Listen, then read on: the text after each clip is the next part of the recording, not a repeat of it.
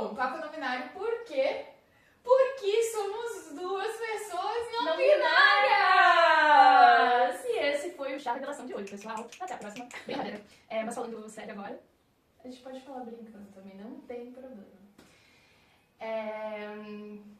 Eu acho que isso é muito curioso, as pessoas devem muito pensar... Acho que já tem pessoas que perguntaram, na verdade. Vocês colocam no feminino, né? Às vezes. Vocês são duas pessoas não binárias que se conhecem, que moram juntos, que são parecidas e nananã. e por que a gente começou a falar disso? Eu vou falar do É a tua história, vamos começar do começo. Como é que você é? Como é que você descobriu? Você nasceu assim, Mona? O povo quer saber! Eu nasci assim, eu cresci assim.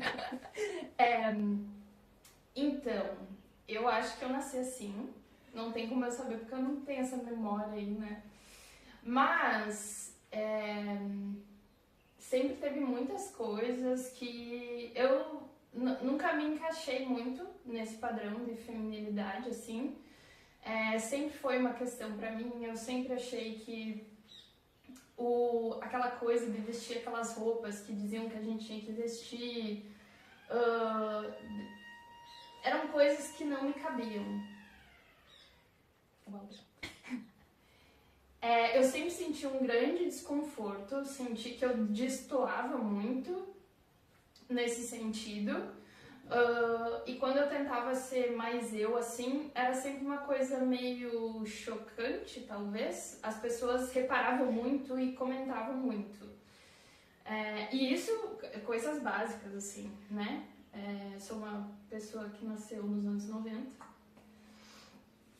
E naquela época da minha adolescência, por exemplo, colocar um tênis com uma saia, por exemplo, era algo meio chocante, assim, se você era um adolescente quase ficando adulto ali, né?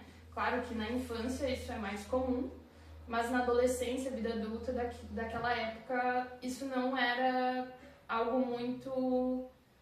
Era visto como fora do padrão mesmo, né? Maquiagem sempre foi uma coisa que me pegou, eu tentava fazer, né? Mas eu sempre olhava e achava... acho que não.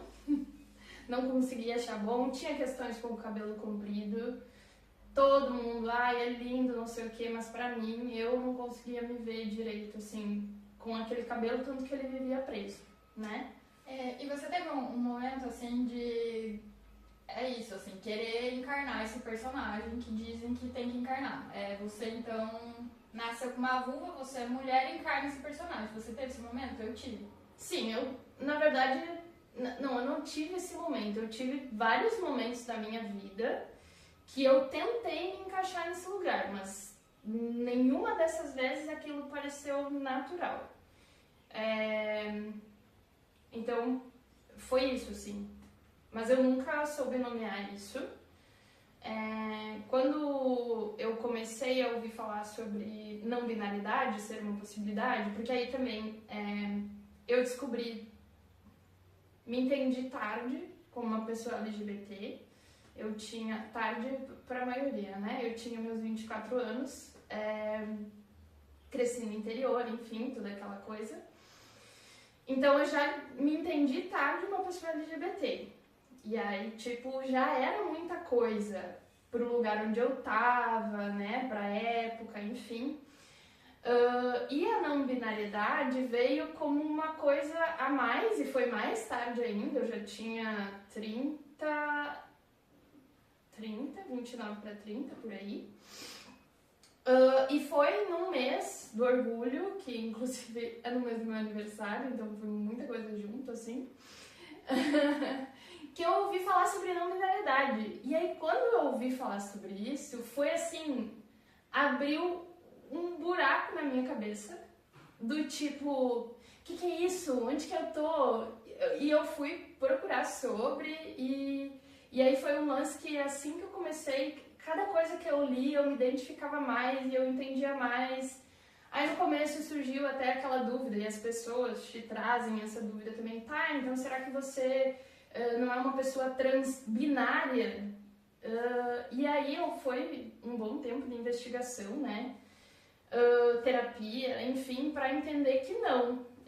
Eu tô nesse lugar aí que a gente costuma dizer que é um não lugar, porque é um lugar difícil da gente se colocar e das pessoas nos enxergarem, que é o lugar da não binariedade. Então eu não me identifico nem com esse papel social imposto do feminino, nem do masculino. É um lugar entre aí esse caminho. E foi o lugar que eu me encontrei. E pra você, Dia, como foi? Eu também considero que eu nasci assim. Eu fui lembrando coisas da minha infância, da minha história, esse lugar de gostar de vestir a roupa do meu irmão, de ter mais amigos, né, então meninos, de gostar mais das atividades que eram então de meninos. E, enfim, tive uma questão com o útero, inclusive, quando eu era criança ainda. E, claro, né, isso não significa nada. Hoje em dia eu passei por vários processos para integrar isso, só que naquela época também veio assim.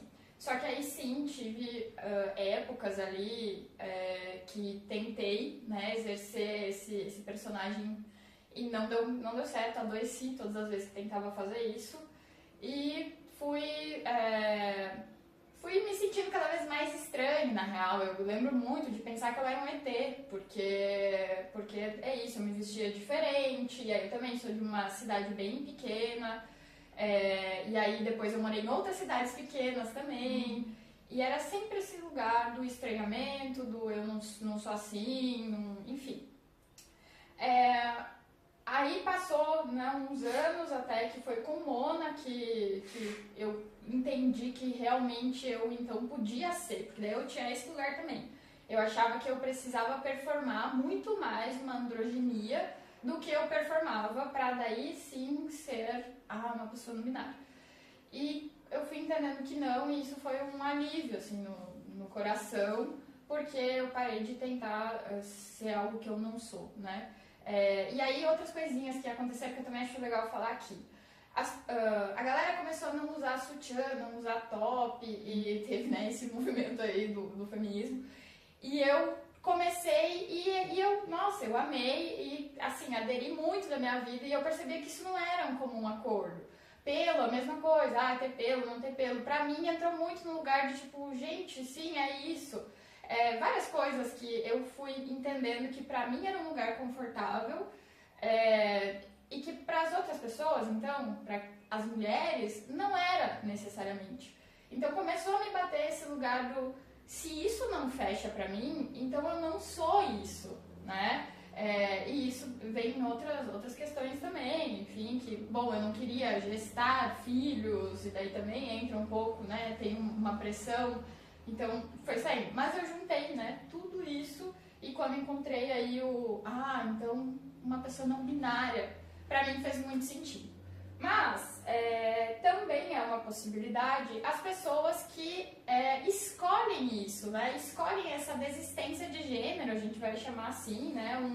Putz, eu não quero esses contos, porque, né, são histórias que a gente conta sobre o que é mulher, o que é homem, o que é uma outra coisa.